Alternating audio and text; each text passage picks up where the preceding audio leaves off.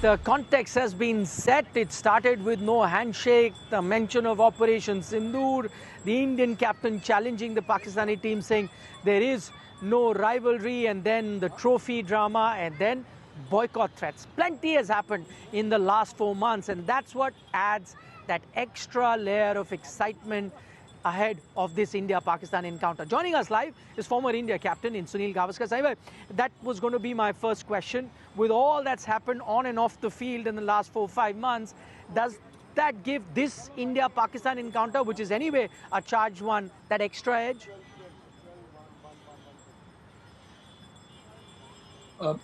Definitely, yes. As far as the everybody else is concerned, as far as the players are concerned, I don't think they're going to be concerned with what has happened. They're not going to be worried about what happened before or after. They're just going to be focused on playing their game and doing what they've been picked in the team for, whether it as a batter or as a bowler.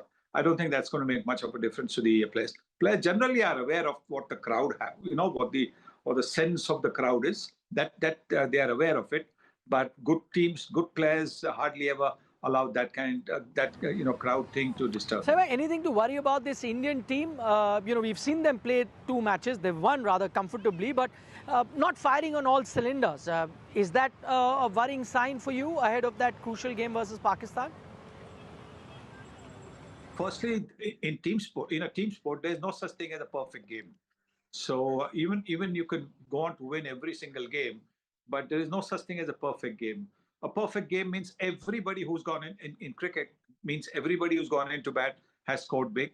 Every bowler who's been given the ball has taken 2-3 wickets. But that doesn't happen. But what has happened is that India has come to know the areas that they should strengthen, and I think at the top of the order is the one thing that will concern them, that will worry them to a little extent, because if Abhishek Sharma is not 100% fit and Sanju Samson comes in, Samson's form, look, there's never any doubt about the ability that he has. We've seen it time and again that when Samson is going well, he destroys any attack.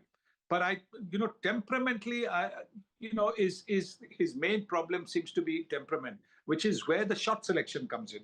So I think this is an area where India will be just a little bit touch worried about, that they need to get a good start in those 6 overs, and Samson is going to be a key player. Saibhai, it's interesting that you talk about Sanju Samson as well.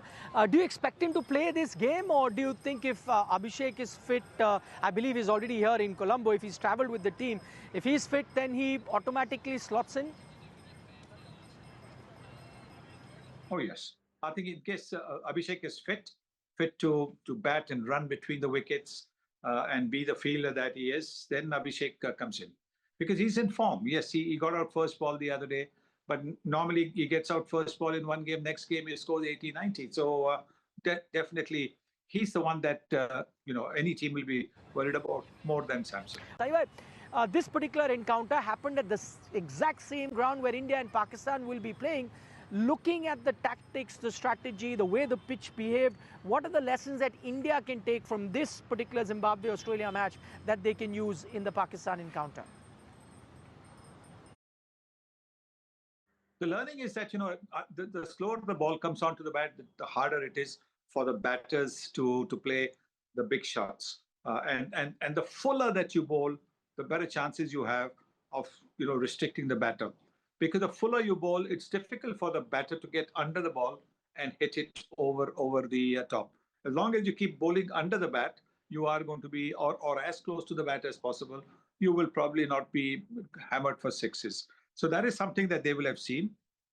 They will have also seen that because there is some turn in the surface, maybe pick an additional spinner like Washington Sundar. I know he hasn't played a lot of cricket in the last month or so, but he's somebody who doesn't need that kind of cricket. His bowling is so rhythmic. I don't think he needs that. And as a batter at number 8 or 9, he gives added depth to your batting. Yeah, it's interesting that we are very closely analysing India's performance and looking at a few loopholes there.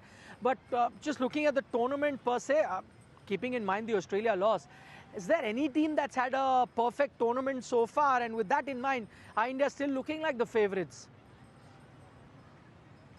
Well, they are the tournament favourites, yes, for sure. So I think it's just a matter of just getting that power play in their pocket, the batting power play as well as the bowling power play. You get it in your pocket, you're pretty much got the match covered. So that is going to be the key. And India have shown that they can dominate the power play, batting power play as well as the bowling power play. Um, their tactics have been pretty good. Their captaincy has been absolutely top class. The field placing has been great. The catching speed superb as well. So one other factor, we've been reporting here on our live broadcast that the Indian team has landed in Colombo. Actually, they're on their way to get to their hotel. You see this nice, shiny, well-lit building behind me. That is actually where the Indian team are staying. We're here actually to welcome them and to film them, share those particular visuals with our viewers as well. But the question is that, see, India played a game last night. They traveled today, going to get here very late. One day of practice on Saturday, and then it's game day for them. Pakistan, on the other hand, have been relaxing here. Colombo has been home for them in the tournament. And we saw them at practice today. Pakistan looked very relaxed, confident. Do you think that becomes a factor, India having to travel and Pakistan are based out of Colombo? No, it doesn't. It's just a short journey. There is no this excuse must not even be thought of by anybody. That this is the situation. Everybody knew that this was going to be the fixture. This was going to be the flying in, the timing, etc. I do not think that this should be looked at all. I don't think the players are going to be too bothered about it. It's not that it's a 10-hour journey or thereabouts.